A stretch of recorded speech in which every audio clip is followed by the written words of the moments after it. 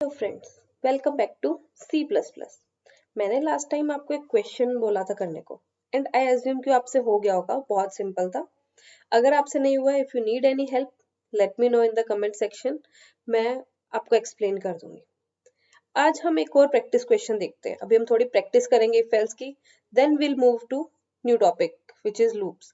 वो क्या है वो हम नेक्स्ट टाइम देखेंगे। अभी हम एक और प्रैक्टिस क्वेश्चन देखते हैं। अब इसमें क्या करना है, हमें क्या करना है, एक सर्कल का सरकमफ्रेंस या एरिया निकालना है। यूजर से पूछना है कि आपको सरकमफ्रेंस चाहिए या एरिया चाहिए, उस अकॉर्डिंग हमें फाइंड आउट करना है। ओके, अब सबसे पहले तो ये देखते हैं कि सरकमफ्रेंस और एरिया निकालते कैसे। किसी भी प्रोग्राम को अप्रोच करने का क्या वे होता है, मैंने आपको पहले ही बताया। पहले उसको मैथमेटिकल लॉजिकल वे से देखा जाए कि कैसे सॉल्व करना है, एंड देन हम उसके कोड पे मूव करेंगे। तो सरकमफ्रेंस क्या होता है? Circumference is 2πr and area is pi r square. Okay, तो सरकमफ्रेंस निकालने के लिए हम क्या करेंगे? 2 इंटू पाई इंटू आर, इससे हम सरकमफ्रेंस निकाल लेते हैं। एंड एरिया निकालने के लिए pi into R, where pi is 3.14। ये सब कुछ हमें पता है। अब हमें इससे सबसे पहले तो हमें क्या चाहिए? आर की वैल्यू चाहिए, जो कि हमारे लिए अननोन है। आर की वैल्यू मिलते ही हम सरकमफ्रेंस और एरिया निकाल सकते हैं। एज्यूम आर की वैल्यू आ गई 5, तो सरकमफ्रेंस क्या आया हमारे पास? 2 इंटू पाई की वैल्यू हमारे पास है 3.14 इंटू आर की वैल्यू है 5, तो इससे हमारा सरकमफ्रेंस आ गया। एंड एरिया क्या आया? पाई इज 3.14 इंटू 5 इंटू 5, इससे हमारा एरिया आ गया। हमें कैलकुलेट करने की नीड नहीं है, वो हमारे पास कैलकुलेटर है एंड कंप्यूटर अपने आप कैलकुलेट कर देगा। इससे हम सरकमफ्रेंस निकाल, ये हमारा सरकमफ्रेंस आ गया और ये हमारा एरिया आ गया।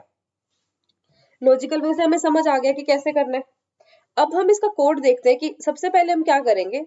हम सिर्फ सरकमफ्रेंस निकालने का और एरिया निकालने का कोड देखेंगे। उसके बाद हम वो देखेंगे कि यूजर से कैसे पूछना है कि आपको सरकमफ्रेंस चाहिए या एरिया चाहिए, एंड देन उसके अकॉर्डिंग हम कैसे वर्क करेंगे, हम फिर वो देखेंगे। ओके, अब हम इस सिंपल सरकमफ्रेंस और एरिया निकालने का कोड देखते हैं।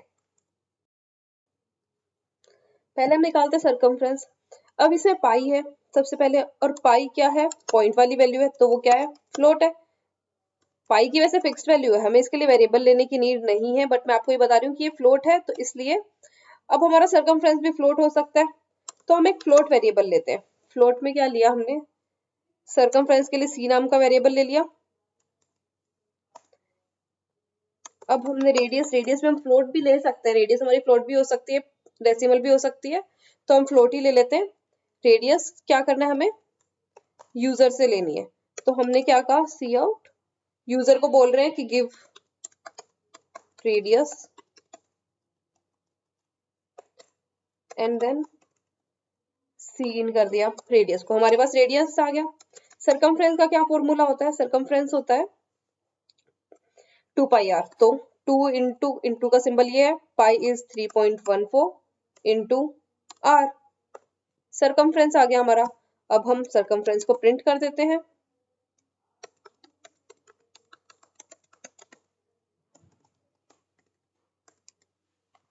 अब हम इसे रन करके देख लेते हैं।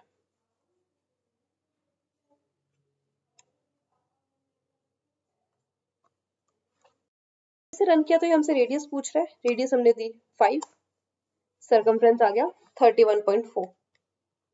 5 इंटू 2 इज 10, 31.4 आ गया। अब इसी तरीके से हम इसका एरिया भी निकाल सकते हैं। हमें रेडियस ही चाहिए, एरिया के लिए हमने ए लिया, यूजर से रेडियस लिया, एंड एरिया का फॉर्मूला क्या है? Pi R square, pi into R, 3.14 into R, यही है।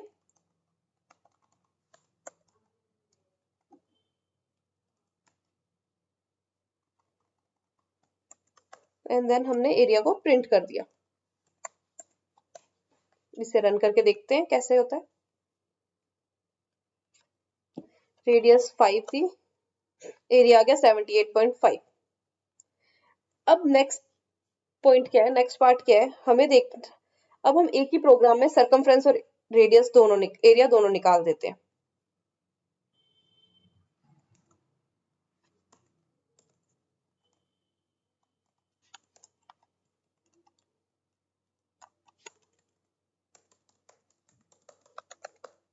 सर्कमफ्रेंस आ गया हमारे पास। स्टोर किस में कर रहे हैं हम? सी नाम के वेरिएबल में। अब सी वेरिएबल डिफाइंड नहीं है तो हमने सी को भी डिफाइन कर दिया।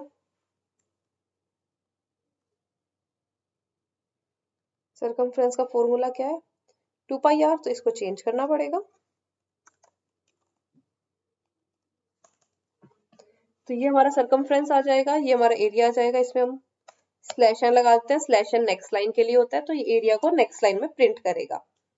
अब देखते हैं, रेडियस दिया 5, सर्कमफ्रेंस 31.4 एंड एरिया इज 78.5। इसमें हम दोनों चीजें निकाल रहे हैं। अब नेक्स्ट क्वेश्चन हमारा क्या था कि हमें यूजर से पूछना है कि तुम्हें सर्कमफ्रेंस चाहिए या एरिया चाहिए।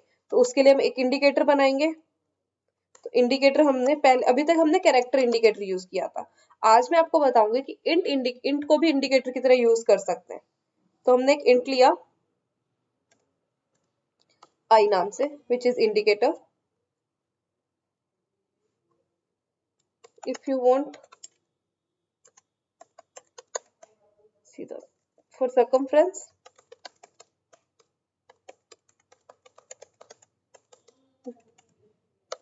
give 0 else any for area give any other value। तो अब यूजर को अगर सर्कमफ्रेंस चाहिए होगा तो वो 0 देगा, और अगर कुछ भी और दिया तो हमें क्या निकालना है? एरिया। तो अब हम इसमें इफ एल्स लगाते हैं। अगर सर्कमफ्रेंस के लिए क्या करना है? 0। तो अगर इंडिकेट, हमने इसको इनपुट तो कराया ही नहीं, इसकी वैल्यू हमने ले ली आई में। अगर आई 0 है तो क्या निकालना है हमें? सर्कमफ्रेंस। तो हम सर्कमफ्रेंस को इसमें कर देते हैं।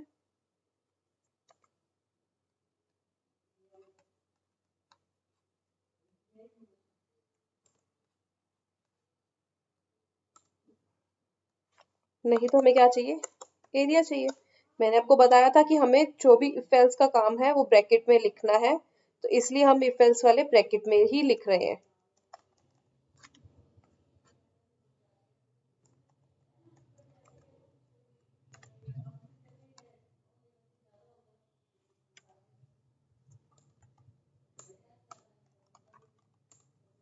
अब हम इसे रन करके देखते हैं कि कैसे वर्क करता है।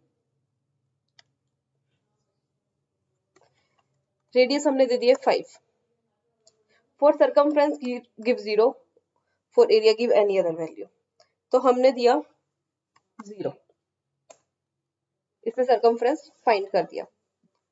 अब हम कुछ और वैल्यू देख के देखते हैं और देखते हैं कि ये एरिया निकाल रहा है या नहीं निकाल रहा है।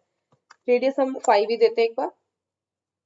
अब हमने वैल्यू दे दी 6, एरिया आ गया हमारे पास 78.5, तो इसने एरिया फाइंड आउट कर दिया। इस तरीके से हम इफ एल्स को यूज कर सकते हैं एंड कोई सी भी कैलकुलेशन हम उसके अंदर कर सकते हैं। अभी तक हम कुछ कैलकुलेशन नहीं कर रहे थे, आज हमने इफ एल्स में कुछ कैलकुलेशन भी की एंड इंटीजर को एज ए इंडिकेटर यूज करना भी सीखा। ओके, नेक्स्ट क्वेश्चन क्या आपको प्रैक्टिस क्वेश्चन है, मैं नेक्स्ट टाइम आपको उसका सॉल्यूशन बताऊंगी। एंड क्वेश्चन क्या करना है आपको कि एक यूजर से एक नंबर लेना है, बताना है कि वो पॉजिटिव है, नेगेटिव है या 0 है। इसे जरूर ट्राई करना।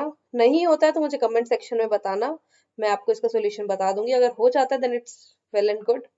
Thank you.